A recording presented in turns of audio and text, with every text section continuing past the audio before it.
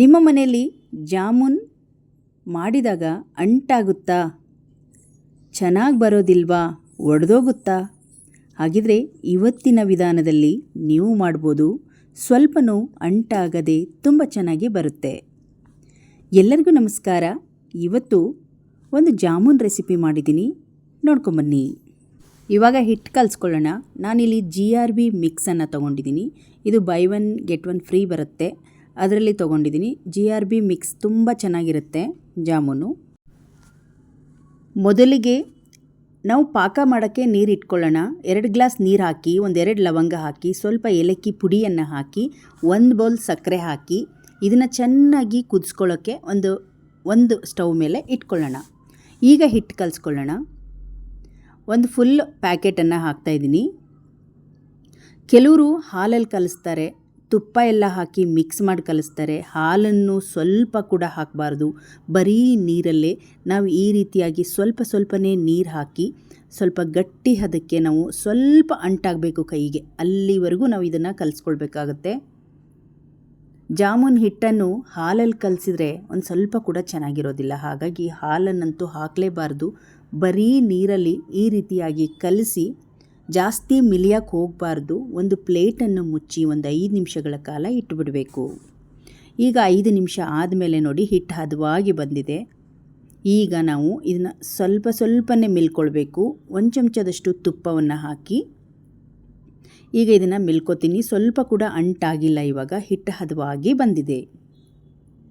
ಇದೇ ವಿಧಾನದಲ್ಲಿ ಜಾಮೂನ್ ಹಿಟ್ಟನ್ನು ಕಲಿಸ್ಕೊಳ್ಬೇಕು. ನೀರಲ್ಲಿ ಕಲಸಿರೋದ್ರಿಂದ ಹದವಾಗಿ ಬರುತ್ತೆ. ಅದೇ ನೀವೇನಾದರೂ ಹಾಲನ್ನು ಹಾಕಿ ಕಲಸಿದ್ರೆ ಅಂಟಾಗ್ಬಿಡುತ್ತೆ. ಇವಾಗ ಇದನ್ನು ಹದವಾಗಿ ಸ್ವಲ್ಪ ಉಂಡೆ ಮಾಡಿ ಚೆನ್ನಾಗಿ ಸ್ವಲ್ಪ ಪ್ರೆಸ್ ಮಾಡಿ ನಿಧಾನವಾಗಿ ಗೋಲ್ಗಳನ್ನು ಮಾಡಿಕೊಳ್ಬೇಕು. ಈ ರೀತಿ ಮಾಡೋದ್ರಿಂದ ಸ್ವಲ್ಪ ಕೂಡ ಒಡೆದೋಗೋದಿಲ್ಲ. ರೌಂಡಾಗಿ ಬರಬೇಕು, ಆದಷ್ಟು ರೌಂಡಾಗಿ ಬರಬೇಕು. ಜಾಮೂನ್ ಉಂಡೆಗಳನ್ನು ಮಾಡುವಾಗ ಕರೆಕ್ಟಾಗಿ ಮಾಡಿದರೆ ಸ್ವಲ್ಪ ಕೂಡ ಒಡೆದೋಗೋದಿಲ್ಲ. ಚೆನ್ನಾಗಿ ಒಂದು ರೌಂಡ್ ಚೆನ್ನಾಗಿ ಒತ್ತಿ ಪ್ರೆಸ್ ಮಾಡಿ ನಂತರ ನಿಧಾನವಾಗಿ ಉಂಡೆಗಳನ್ನು ನಾವು ತಿರುಗಿಸ ಹೋಗಬೇಕು. ಈ ರೀತಿ ಆಗುತ್ತೆ. ಈಗ ಚೆನ್ನಾಗಿ ಕಾದಿರುವ ಎಣ್ಣೆಯಲ್ಲಿ ಜಾಮೂನ್ಗಳನ್ನು ಹಾಕೊಳ್ಳೋಣ. ನೋಡಿ, ಚೆನ್ನಾಗಿ ಎಣ್ಣೆ ಕಾದ ತಕ್ಷಣ ಸಿಮ್ ಮಾಡಿಬಿಡಬೇಕು ಸ್ಟವ್ ಉರಿಯನ್ನು. ಈಗ ಇದನ್ನು ಚೆನ್ನಾಗಿ ಮಿಕ್ಸ್ ಮಾಡ್ತಾ ಗೋಲ್ಡನ್ ಕಲರ್ ಬರೋವರೆಗೂ ಇದನ್ನು ಚೆನ್ನಾಗಿ ನಾವು ಫ್ರೈ ಮಾಡ್ಕೊಳ್ಬೇಕು. ಜಾಮೂನ್ ಯಾವತ್ತೂ ನಾವು ಕರಿಯುವಾಗ ಕೆಂಪು ಕಲರ್ಗೆ ಬರಬೇಕು. ಪ್ರತಿಯೊಂದು ಅದೇ ಕಲರಲ್ಲಿದ್ದರೆ ಅದು ಚೆನ್ನಾಗಿ ಬೆಂದಿದೆ ಅಂತ ಅರ್ಥ. ಅದೇ ಏನಾದರೂ ಸ್ವಲ್ಪ ಬಿಳಿ ಇದ್ದರೆ ಸರಿಯಾಗಿ ಬೆಂದಿರೋದಿಲ್ಲ. ಹಾಗಾಗಿ ಈ ರೀತಿ ಮಿಕ್ಸ್ ಮಾಡ್ತಾನೇ ಇರಬೇಕು. ಈಗ ನೋಡಿ, ಹದವಾಗಿ 1 ರೌಂಡ್ ಜಾಮೂನ್ ಬೆಂದಿದೆ. ಇದನ್ನೆಲ್ಲವನ್ನು ಇವಾಗ ಒಂದು ಪ್ಲೇಟಿಗೆ ಹಾಕಿ ಇಟ್ಕೊಳ್ಳೋಣ. ಯಾವತ್ತೂ ಜಾಮೂನ್ ಕರಿಯೋಕ್ಕಿಂತ ಮೊದಲು ಸಕ್ಕರೆ ಪಾಕವನ್ನು ರೆಡಿ ಮಾಡಿ ಒಂದು ಸೈಡ್ ಕುದೀತಾ ಇರಬೇಕು ಸಕ್ಕರೆ ಪಾಕ. ಆವಾಗ ನಾವು ಜಾಮೂನ್ ಕರಿತಾ ಇರಬೇಕು. ಬಿಸಿ ಪಾಕಕ್ಕೆ ನಾವು ಜಾಮೂನ್ ಉಂಡೆಯನ್ನು ಹಾಕಬೇಕು.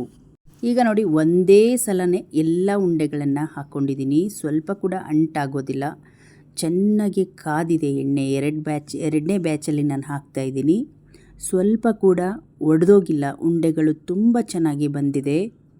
ನಾವು ಒಂದೇ ಥರದ ವಿಧಾನದಲ್ಲಿ ಕಲಸಿದರೆ ಹಿಟ್ಟನ್ನು ತುಂಬ ಚೆನ್ನಾಗಿ ಬರುತ್ತೆ. ಸ್ವಲ್ಪ ಕೂಡ ಕ್ರ್ಯಾಕ್ ಆಗಿಲ್ಲ. ನೈಸಾಗಿ ಬಂದಿದೆ ನೋಡಿ ಉಂಡೆಗಳು. ಇವಾಗ ಇದನ್ನು ಹೀಗೆ 1-2 ನಿಮಿಷಗಳ ಕಾಲ ಇದನ್ನು ಚೆನ್ನಾಗಿ ಕರೆದು ಕೆಂಪು ಬಣ್ಣ ಬಂದ ತಕ್ಷಣ ಸ್ಟವ್ ಉರಿಯನ್ನು ಆಫ್ ಮಾಡ್ಕೊಂಡ್ಬಿಡಬೇಕು. ಈಗ ನೋಡಿ, ಇದು ಅರ್ಧಂಬರ್ಧ ಬೇಯ್ದಿದೆ. ಸ್ವಲ್ಪ ಹೊತ್ತು ಬಿಟ್ಟರೆ ಕೆಂಪು ಬಣ್ಣಕ್ಕೆ ಬರುತ್ತೆ. ಇವಾಗ ಇದು ರೆಡಿ ಇದೆ. ಈಗ ಬಿಸಿ ಪಾಕ ರೆಡಿ ಇದೆ ನೋಡಿ. ಈ ಪಾಕಕ್ಕೆ 1-2-3 ಡ್ರಾಪಷ್ಟು ನಿಂಬೆಹಣ್ಣನ್ನು ಹಾಕಿ ಮಿಕ್ಸ್ ಮಾಡ್ಕೊಂಬಿಡಿ. ಈ ರೀತಿ ನಿಂಬೆಹಣ್ಣನ್ನು ಹಾಕೋದ್ರಿಂದ ಪಾಕ ತುಂಬ ಚೆನ್ನಾಗಿರುತ್ತೆ, ರುಚಿ ಕೂಡ ಚೆನ್ನಾಗಿರುತ್ತೆ. ಈಗ ಕರೆದಿರುವ ಎಲ್ಲ ಜಾಮೂನ್ಗಳನ್ನು ನಾನು ಹಾಕ್ತಾಯಿದ್ದೀನಿ.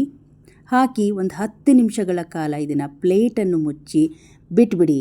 ಯಾವತ್ತೂ ಜಾಮೂನ್ ಮಾಡಿದ ತಕ್ಷಣ ತಿನ್ನೋಕ್ಕಾಗೋದಿಲ್ಲ. 10-15 ನಿಮಿಷಗಳ ಕಾಲ ಬಿಟ್ಟಾದ ಮೇಲೆ ನೋಡಿ, ಎಲ್ಲ ಪಾಕ ಆ ಜಾಮೂನ್ ಉಂಡೆಗಳಿಗೆ ಹೀರ್ಕೊಂಡು ದಪ್ಪ ಆಗಿದೆ. ಜಾಮೂನ್ ಉಂಡೆಗಳು ತುಂಬ ಚೆನ್ನಾಗಿ ಬಂದಿತ್ತು. ನೋಡ್ತಾ ಇರ್ಬೋದು, ಕೈಯಲ್ಲಿ ಹಿಡಿದು ಕೂಡ ತೋರಿಸ್ತಾ ಇದ್ದೀನಿ. ಯಾವ ಹೋಟೆಲ್ ಕೂಡ ಕಡಿಮೆ ಇಲ್ಲ, ಅಷ್ಟೊಂದು ಚೆನ್ನಾಗಿ ಕಾಣಿಸ್ತಾ ಇದೆ. ಇವಾಗ ಇದನ್ನೆಲ್ಲ ಒಂದು ಬೌಲಿಗೆ ಹಾಕ್ಕೊಳ್ತಾ ಇದ್ದೀನಿ. ಮಕ್ಕಳಿಗೆ ತುಂಬ ಇಷ್ಟವಾಗುವಂತಹ, ಮಕ್ಕಳಿಗಷ್ಟೇ ಅಲ್ಲ ದೊಡ್ಡವರಿಗೂ ಇಷ್ಟವಾಗುವಂತಹ ಜಾಮೂನ್ ತುಂಬ ರುಚಿಕರವಾಗಿ ರೆಡಿಯಾಗಿದೆ. ಇವತ್ತು ತೋರಿಸಿರುವ ವಿಧಾನದಲ್ಲೇ ನೀವು ಹಿಟ್ಟನ್ನು ಕಲಸಿ ನೀವು ಕೂಡ ಜಾಮೂನ್ಗಳನ್ನು ಮಾಡ್ಬೋದು. ಒಂದು ಸ್ವಲ್ಪ ಕೂಡ ಒಡೆದೋಗೋದಿಲ್ಲ. ನೋಡಿದ್ರಲ್ಲ ಸ್ನೇಹಿತರೆ, ಇವತ್ತು ತೋರಿಸಿರುವ ಜಾಮೂನ್ ರೆಸಿಪಿ ನಿಮಗೆ ಇಷ್ಟ ಆದರೆ ಒಂದು ಲೈಕ್ ಮಾಡಿ, ಈ ವಿಡಿಯೋವನ್ನು ಶೇರ್ ಮಾಡಿ. ಇನ್ನಷ್ಟು ವಿಡಿಯೋಗಳಿಗಾಗಿ ನಮ್ಮ ಚಾನಲನ್ನು ಸಬ್ಸ್ಕ್ರೈಬ್ ಮಾಡ್ಕೊಳ್ಳಿ. ಮತ್ತೆ ಮುಂದಿನ ಹೊಸ ರೆಸಿಪಿಯೊಂದಿಗೆ ಸಿಗೋಣ. ಅಲ್ಲಿಯವರೆಗೂ ಧನ್ಯವಾದಗಳು.